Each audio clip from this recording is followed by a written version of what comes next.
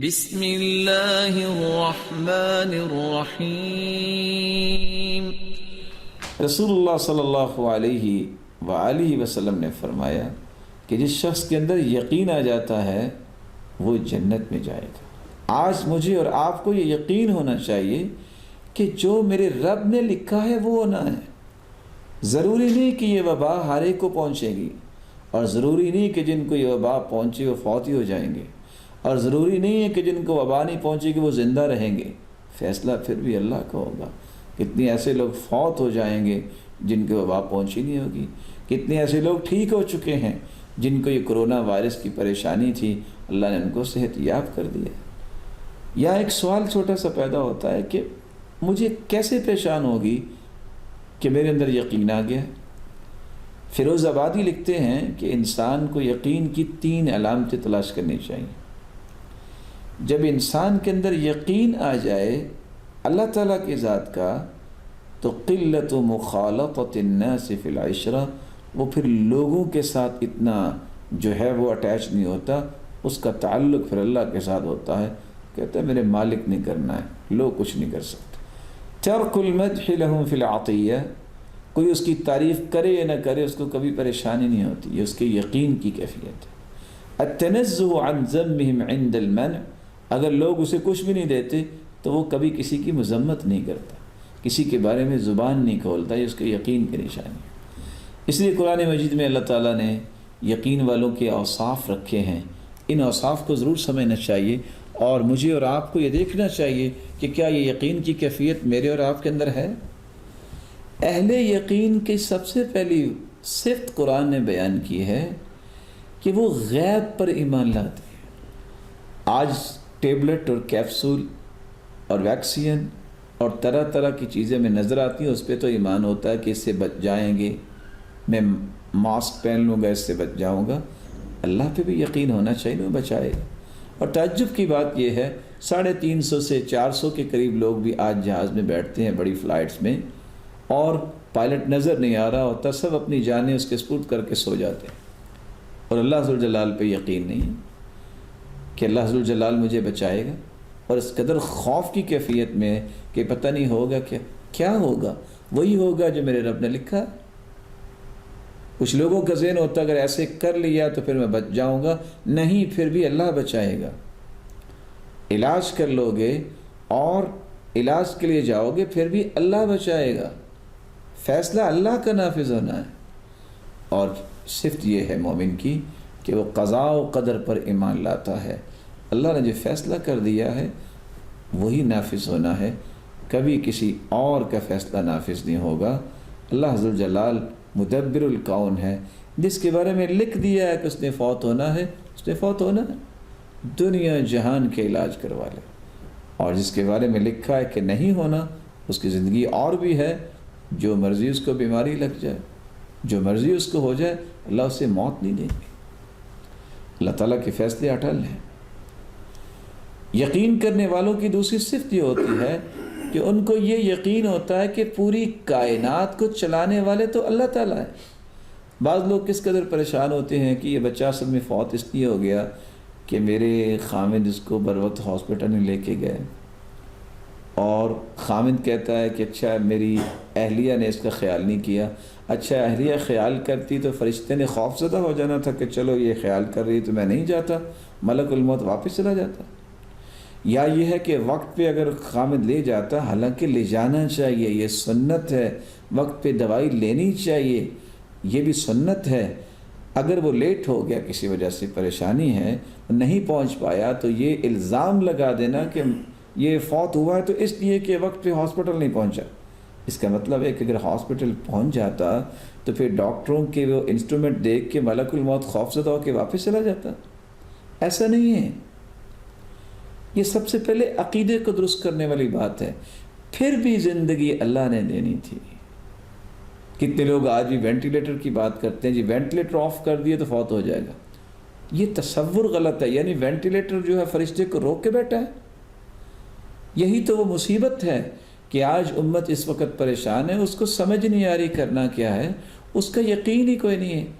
یہ انسٹرومنٹ پہ، یہ چھوٹی چھوٹی چیزوں پہ وہ اعتماد کر بیٹھا کہ یہ بچائیں گی. یہ کیسے بچائیں گی؟ ڈاکٹرز بچائیں گے.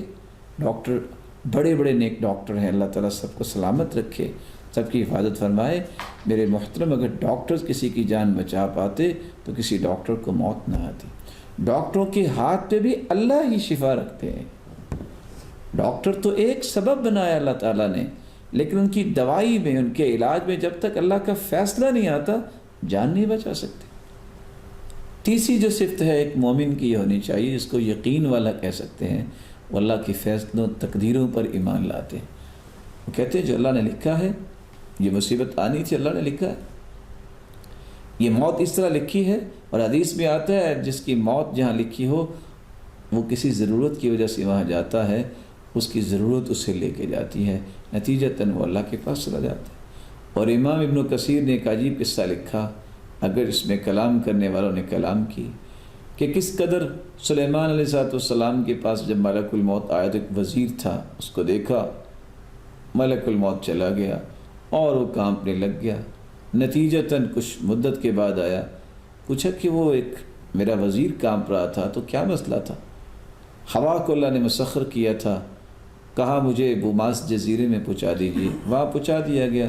ملک الموت وہاں گیا، اس کا وقت آ گیا، اس کی جان قبض کر لی.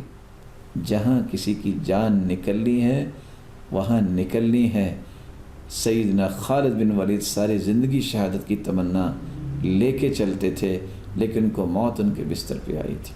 اگرچہ حدیث میں آتا ہے جو شہادت کی تمنا کرتا ہے اللہ تعالیٰ اس کو شہادت کا رتبہ عطا کر دیتے ہیں. وَإِنْ مَاتَ عَلَىٰ فِرَاشِهِ، خواہ وہ اپنے بستر پہ ہی فوت ہو.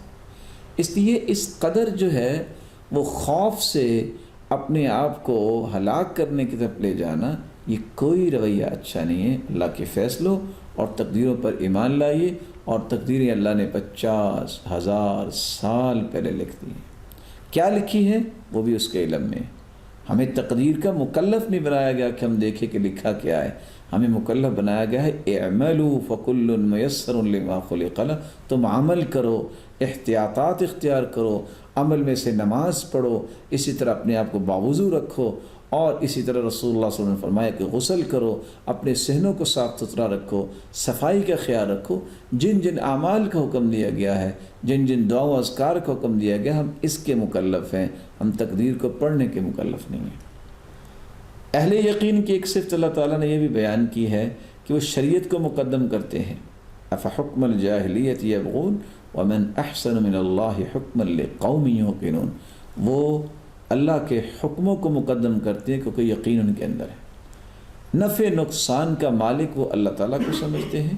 اہل یقین جو ہوتے ہیں ان یمسسک اللہ بضر فلا کاشف لہ الا ہو.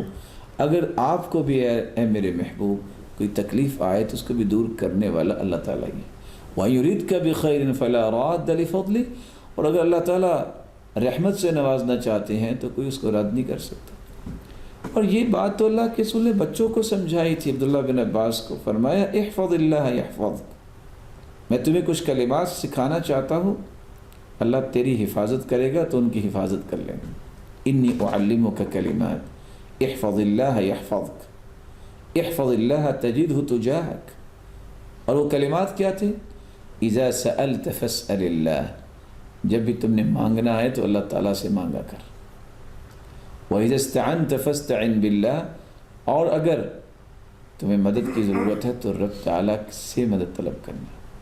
وَعَلَمْ أَنَّ الْأُمَّةَ لَوْ اجْتَمَعَتْ عَلَىٰ أَن يَنْفَعُوكَ بِشَيْءٍ لَمْ يَنْفَعُوكَ إِلَّا بِشَيْءٍ قَدْ كَتَبَهُ اللَّهُ لَكَ. پوری دنیا اکٹھی ہو جائے تمہیں نفع دینے کے لیے جو چاہے آپ احتیاطات کر لیں، اگر اللہ عز و جل نے لکھا ہے تو نفع ملے گا وگرنہ نہیں ملے گا. وَلَوْ اجْتَمَعُوا عَلَىٰ أَن يَضُرُّوكَ بِشَيْءٍ لَمْ يَضُرُّوكَ إِلَّا بِشَيْءٍ قَدْ كَتَبَهُ اللَّهُ عَلَيْكَ. اگر ساری دنیا تمہیں تکلیف دینا چاہے تو تمہیں تکلیف نہیں ملے گی جب تک تیرا رب نہیں چاہے گا. اس لیے اللہ عز و جلال پر یقین رکھنا اور اللہ عز و جلال کے خوف اپنے اندر پیدا کرنا، یہ وہ صلاحیت جب تک مسلمانوں کے اندر نہیں آئے گی اس وقت تک یہ پریشانیاں ان سے دور نہیں ہوں گی. میری اللہ تعالیٰ سے دعا ہے کہ اللہ عز و جلال ہمارے اندر یہ یقین کی کیفیت پیدا فرمائے۔